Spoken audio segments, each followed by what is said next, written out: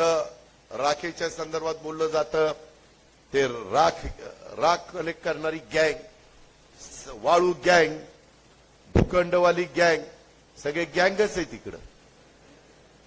पण ते गँग आता स्वतःसारख्या सरळ करायच्यात त्यांना, त्याच्यामध्ये त्याला इलाज नाही.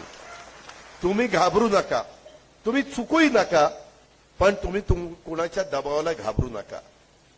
त्या संदर्भात आज पण आता बऱ्याच गोष्टी मी एक्साईजच्या सेक्रेटरीला पण आणलेलं आहे. काय काय करायचं ते येताना आमचं बोलणं झालं. मी इथं उतरलो 8 वाजता आणि मी योगेशजींच्या घरी गेलो आणि त्यांना सांगितलं की तुम्ही अधिकाऱ्यांच्या बरोबर बसून ही सगळी तयारी करा, म्हणजे मग मी मिटिंगला बसल्यावर माझाही वेळ वाचेल आणि आपले कामं पण लवकर होतील. आणि मी एवढी व्यवस्थित यंत्रणा राबवतो, तुमचं तुम्हालाच कळेल की मागच्या तुलनेमध्ये कामाचा स्पीड वाढलेला आहे.